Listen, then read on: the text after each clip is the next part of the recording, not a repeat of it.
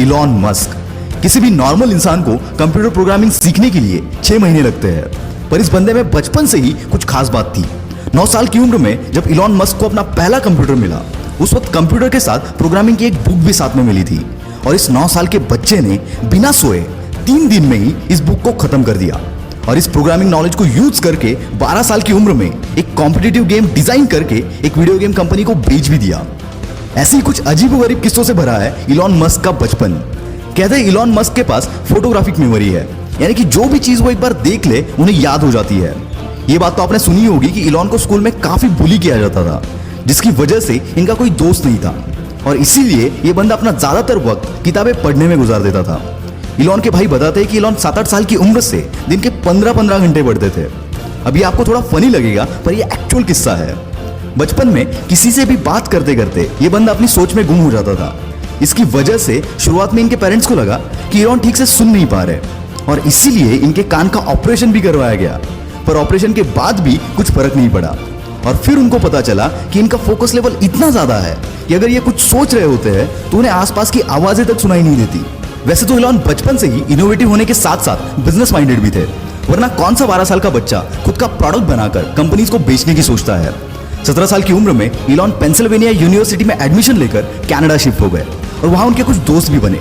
उनके क्लासमेट्स को wild parties का बहुत शौक था, पर एज रेस्ट्रिक्शन के चलते वो पार्टीज को अटेंड नहीं कर पाते थे।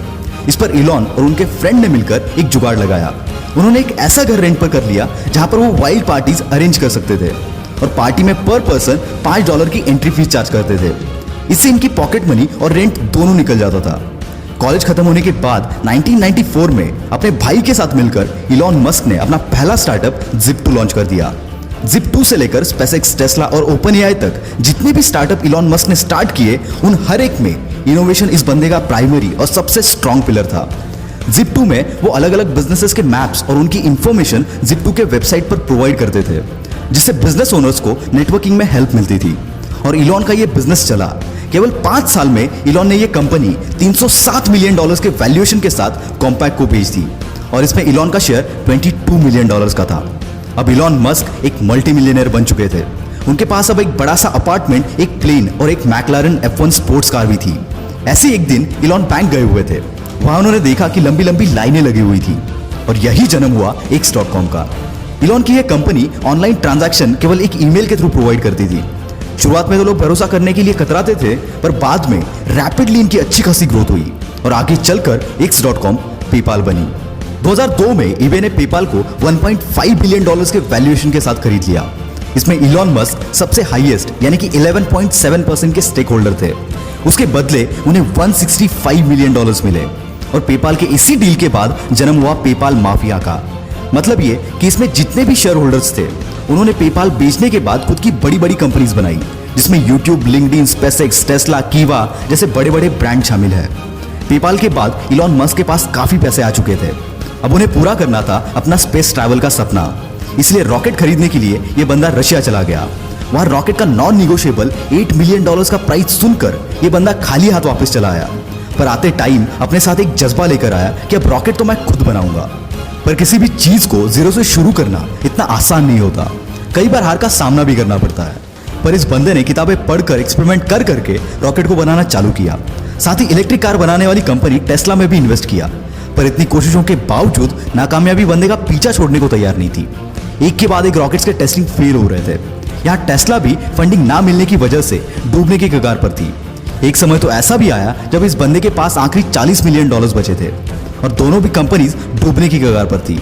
इनके सामने 2 ऑप्शन थे, SpaceX में सारा पैसा लगाकर टेस्ला को डूबने दो या फिर दोनों में आधा आधा पैसा लगाकर दोनों को डूबने दो। और ऐसी सिचुएशन में इस बंदे ने दूसरा रास्ता चुना और फॉर्चुनेटली इनका चौथा रॉकेट चल पड़ा और साथ ही साथ इनकी किस्मत भी। SpaceX की कामयाबी देखकर नासा ने इनको $1.5 बिलियन का कॉन्ट्रैक्ट दिया, जिसने इनकी डूबती नैया पार करा दी। SpaceX और टेस्ला के साथ साथ इलॉन मस्क की कई सारी कंपनीज है जो कि इनोवेटिव कंपनीज है, जिसमें द बोरिंग कंपनी जो कि ट्रैफिक कम करने के लिए कई सारी जगहों पर वर्ल्ड क्लास टनल बना है। हाइपरलूप 1 जो कि एक नए तरीके का ग्राउंड ट्रांसपोर्ट है, जिसके जरिए हम 700 माइल्स का डिस्टेंस 1 घंटे में कवर कर सकते हैं। न्यूरालिंक जो कि एक अपाहिज इंसानों के लिए ब्रेन मशीन तैयार कर रही है, इसके चलते वो नॉर्मल इंसानों जैसे सारी चीजें कर पाएंगे। OpenAI ये कंपनी आर्टिफिशियल इंटेलिजेंस पर रिसर्च कर रही है। साथ ही इलॉन मस्क स्टारलिंक नाम के एक प्रोजेक्ट पर काम कर रहे हैं, जिसके चलते वो 12,000 सैटेलाइट स्पेस में भेजेंगे, जो कि अर्थ की ऑर्बिट में एक स्टार जैसी चेन बनाएंगे और इसी स्टारलिंक के जरिए पूरी दुनिया में हर जगह इंटरनेट प्रोवाइड किया जाएगा। दोस्तों, जहां पर किसी भी नॉर्मल बंदे की सोच खत्म हो जाती है, वहां इस बंदे की सोच शुरू होती है और यही बात इन्हें इलॉन मस्क से द इलॉन मस्क बनाती है। दोस्तों, बिग शॉट की अगली स्टोरी आप किस पर देखना चाहते हो, कमेंट में जरूर बताना। वीडियो में दम हो तो सब्सक्राइब करो और वीडियो को फैला दो यार।